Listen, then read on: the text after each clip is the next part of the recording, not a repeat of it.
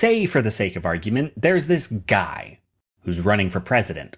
It's late in the campaign, and one of his chief liabilities as a candidate is that over a dozen women have reported that he sexually assaulted them, among them his ex-wife and a 13-year-old girl. His candidacy depends on convincing enough of the voting public that these accusations are false. But then, shortly before the election, audio leaks of this guy, backstage on TV and unaware his mic was on, not just admitting to, but bragging about kissing and groping women without their consent. So the first question is, how's he gonna spin that? And the answer comes in the form of an internet apology video where he begins with something like, I don't know, I never said I was a perfect person or claimed to be someone that I'm not. At which point you pause the video like, dude, yes you have. You have done literally both of those things. So you pop on over to Twitter and comment on how this guy's apology opens with two comically untrue statements. And like flies to manure, his supporters show up in your mentions. And they say, that audio is from years ago. What he means is he doesn't speak that way about women anymore. To which you point out, yes he does.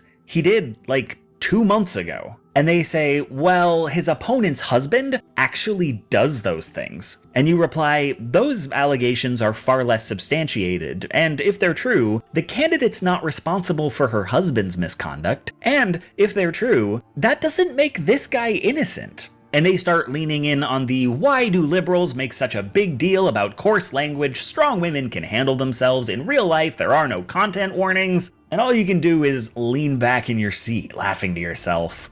What kind of debate is this even? There's not a single thing your opposition has said that isn't provably false or irrelevant, and they change the subject every 30 seconds. They clearly have no actual position and are just grasping at straws because they can see they're losing. So you don't really have to pay them any mind. They won't endure. Thing is, they have. Not only does this manner of argument endure, it keeps winning elections. Why? Folks, let me introduce you to one of the most foundational strategies of reactionary rhetoric. Control the conversation. Much of what we discuss in this series will come back to this in one way or another. Now let's be clear, a lot of the alt-right is okay with or even in favor of sexual assault against women, but it's not politically viable to say so. So if their guy is a serial harasser and they want people to vote for him, they have to control that conversation. They have to let people think that a vote for this guy is not a vote for sexual assault. How it works is every one of these bad arguments is a subtle attempt to change the subject. Now, changing the subject mid-debate isn't a remarkable phenomenon. We call that moving the goalposts. And if that's all that was going on, I wouldn't waste your time making a whole video about it because that video already exists. Link in the down there part. Controlling the conversation is a bit more sophisticated. To understand it, we have to look at how the goalposts move and where they get moved to. Regarding how the goalposts move, you must understand this. Bad arguments are not a bug, they're a feature. I mean, what are the positions in this debate? On one side, it's this guy admitted to groping women, and on the other, it was all just locker room talk. And trying to convince people that a guy who said he groped people didn't actually grope people is not a favorable argument for his supporters to have. So they just don't have it. If their position is he didn't really do what he said he did, they've learned never to make that argument. They make the next argument. Because if we were to agree that it was all just locker room talk, the next argument would be, and he doesn't talk that way anymore, or and his opponent's husband actually does those things, or and coarse language has no negative effects on women. The trick is to treat you like you've already agreed to their position and make claims that treat it as a given. Cognitive scientists would call this presupposing a frame. If you're on whether or not he still speaks that way to women, you've unwittingly agreed that that's what you're talking about. And that's why it benefits the right to insist that language is harmless despite a wealth of contradictory data, because if liberals provide the data, it gets them talking about speech. Bad arguments are bait, because liberals can't resist digging into them. They don't like letting false statements slide, and often they won't even notice if that statement is off topic. So there are few better ways to get Democrats talking about what you want them to talk about than to defend your position badly. Regarding where the goalposts move, let's step back and ask ourselves, what is the purpose of debate? The liberal conception of debate is usually along the lines of Joseph Joubert's adage, the aim of argument or of discussion should not be victory, but progress. You're thinking Plato and Glaucon, or maybe Debate Club. Two sides debate until one side wins, or until a third conclusion is reached together. Either way, the goal of debate is to arrive at the truth.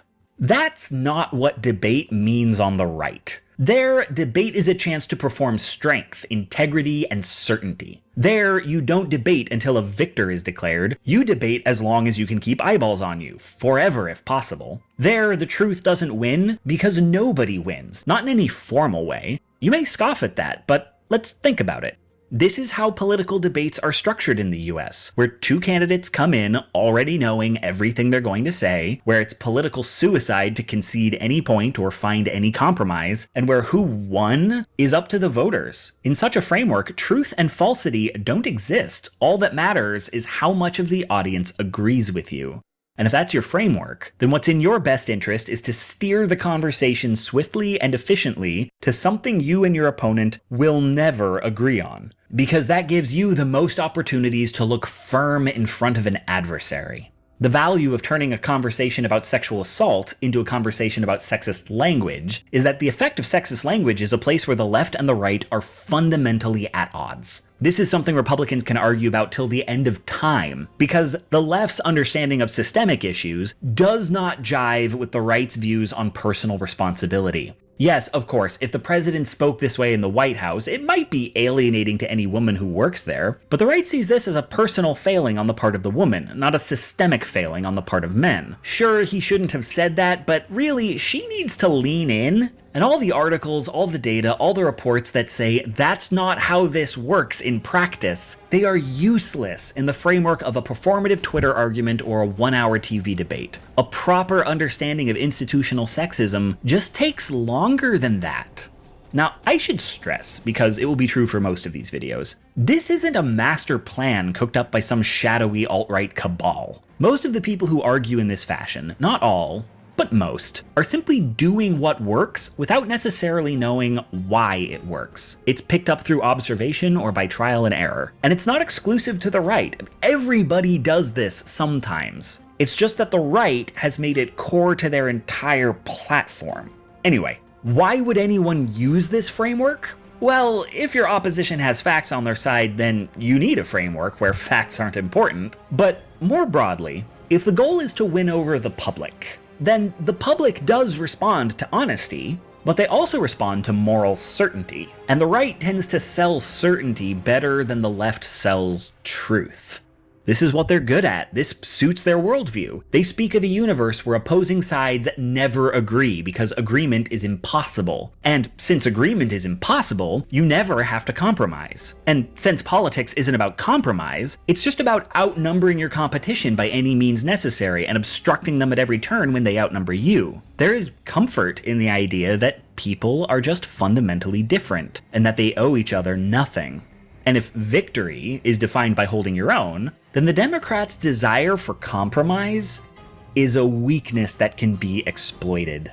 On a gut level, the right knows what debate means on the left, knows that the left wants to meet in the middle. So all they have to do is bait the left into having a discussion on their terms, and then keep insisting that they should find common ground. You could work with us if you'd only try a little harder. Because the rules of that debate, where you concede points and look for compromise, in their world, make the left look weak.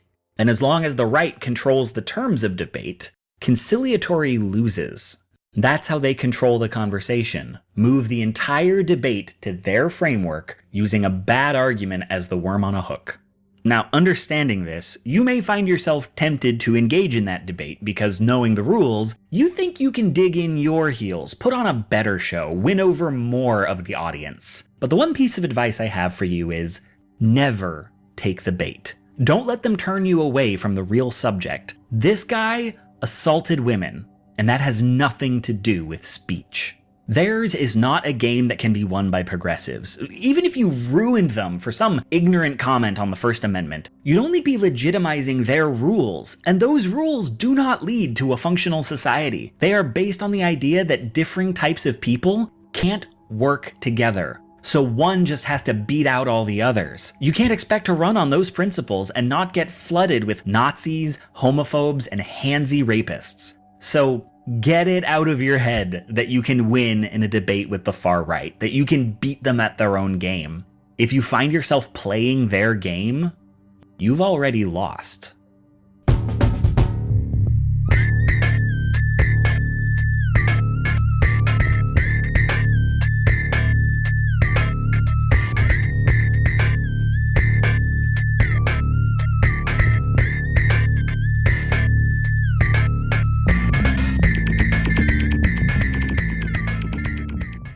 The Accountant 2 is undeniably awesome. I think so too. Affleck and Bernthal have perfect chemistry. That's my big brother up there! And it's better than the original in every way.